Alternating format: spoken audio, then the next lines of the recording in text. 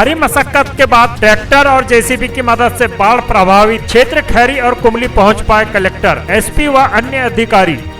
खैर लांजी, किसी ने सच ही कहा है, राजा को रंक बनने में समय नहीं लगता।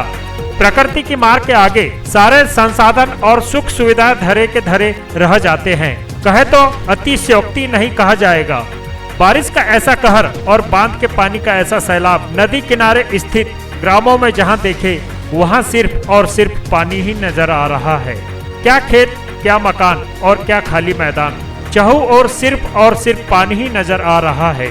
परिणाम स्वरूप 30 अगस्त को भी खैर लांजी तहसील में 29 अगस्त की तरह सारे सड़क मार्ग पानी में डूबे होने के कारण आवागमन पूरी तरह बाधित ही रहा, जिसके कारण जिले के दोनों आला अधिकारियों को बाढ़ग्रस्त क्षेत्र का जायजा लेने के लिए जेसीबी और ट्रैक्टर का सहारा लेना पड़ा। तब कहीं जाकर साहब लोग प्रभावित क्षेत्र कुमली और खैरी का दौरा कर पाए, जहां उनके द्वारा एसडीआरएफ की मोटर बोट द्वारा बाढ़ग्रस्त क्षेत्र खैरी का दौरा किया गया। वहीं ग्राम कुमली में हेलीकॉप्टर द्वारा 3 लोगों को भी रेस्क्यू किया गया। ज्ञात हो कि मार्ग पर पानी अधिक होने के कारण चौपहिया वाहन भी नहीं जा पा रहे थे, जिसके कारण अधिकारियों को इन साधनों का इस्तेमाल करना पड़ा। सुप्रीम पावर न्यूज के लिए खैर लांजी से योगेश कावड़े की रिपोर्ट। देखिए, अभी ढीमा टोला जो गांव है वो कट ऑफ हो गया है। लगातार उनसे चर्चा हमारी हो रही है और अभी तक उन्होंने भी बताया कि अभी तक पानी पहले भरा था, तो वो सभी लोग चूँकि रास्ता नहीं था जाने का, इसलिए उनसे चर्चा में ये बताया गया था उनको कि सभी लोग इकट्ठे होकर के ऊँचे स्थानों पर पहुँच जाएँ। वह सभी लोग ऊँचे स्थानों पर पहुँच गए थे। खाने पीने की व्यवस्था उनके पास है और अभी हम लोग बोट के माध्यम से भिजवाने का प्रयास कर रहे हैं। आज रसद उनके पास खाने के लिए भेज दिया जाएगा। बाकी जो सूचना है उसके अनुसार अभी डिस्चार्ज बंद कर दिया गया है, लगभग सामान्य डिस्चार्ज हो गया है। तो अगले 8 से 10 घंटों में नदी अपने सामान्य स्तर पर आ जाएगी और पुनः जो संचार है, आवागमन है, पुनः चालू हो जाएगा। उसके बाद लाइफ नॉर्मल हो जाएगी। जो कुमली में जो सर लोग फंसे हुए थे ऊपर, उनके लिए क्या व्यवस्था की गई थी?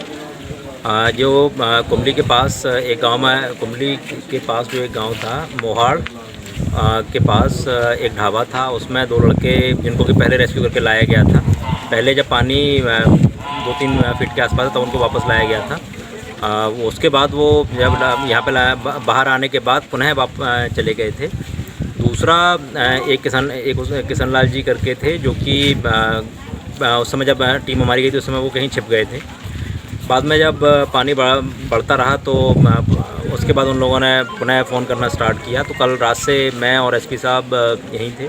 हम लोगों ने आकर के पहले प्रयास किया कि अपने स्तर पर इसको निकाला जाए, लेकिन जब ये ये डिसाइड हो गया कि यहाँ से नहीं निकाले सकते, एयरलिफ्ट की आवश्यकता इनके लिए होगी, तो राज्य शासन से मदद हम लोगों ने मांगी। रात में सूचना थी, रात में ही सारी व्यवस्था हो गई थी। हेलीकॉप्टर का रिक्वेजिशन हो गया था, जिससे कि पहली फ़्लाइट में सुबह 8 बजे हेलीकॉप्टर नागपुर से हमको प्राप्त हुआ और 3 लोगों को बचाया। 2 लोग आसानी से मिल गए थे। एक चूँकि किशन लाल जी जो थे वो एक पेड़ में थे, तो उनको ढूंढने में काफ़ी समय लगा, लेकिन उस समय के बाद वो भी मिल गए और तीनों को ईश्वर की कृपा से तीनों को सुरक्षित बचाया जा सका।